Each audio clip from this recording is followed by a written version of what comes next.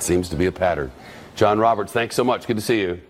For more on Fox Top Story, after President Trump said that people crossing the border illegally should be deported without a hearing before a judge, without due process, let's turn to Stephen Mulroy. He's a former civil rights lawyer for the Justice Department, a former federal prosecutor as well. He's currently a law professor at the University of Memphis. Go Tigers, or something antithetical to all that I am.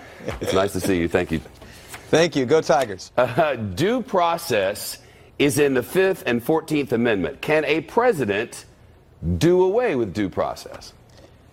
No, Shepard, the president does not have that authority. The U.S. Constitution's due process protections apply to all U.S. citizens, both here and abroad, and to all persons who are present in the United States, whether they're citizens or not.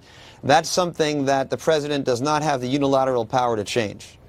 I've been watching this while away on vacation for the last week and a half or so, and seeing the pictures of these children in cages and knowing that we can't see all of the reality inside these facilities,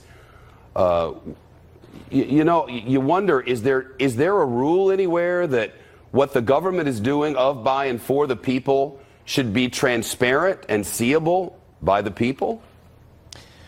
Well, you certainly like to think that that kind of transparency would take place, and we certainly have laws like the Freedom of Information Act, which, if there are proper requests made of the federal government, they're supposed to promptly answer questions. I don't know if the way that these people are treated fall within any of the statutory exceptions under the Freedom of Information Act. I doubt that would be the case. I'd also add that the Flores consent decree that we've heard a little bit about, that class action lawsuit in which a judge entered an order governing how these kinds of family situations and children's situations at the border should be handled, does say that the parents are supposed to be in regular contact with the children. So this lack of communication, if you will, seems arguably to be a violation of that as well. And who would have standing to make such a complaint within the system?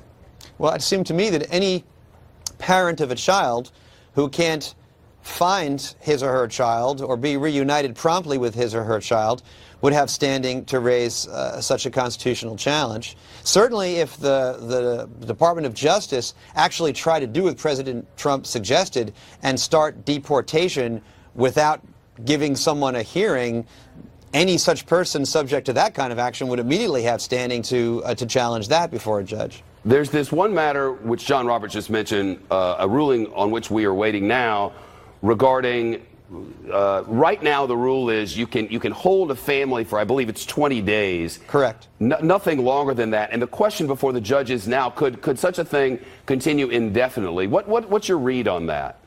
Well, it might very well be within the discretion of the judge who's currently overseeing the consent decree to extend that period of time beyond 20 days.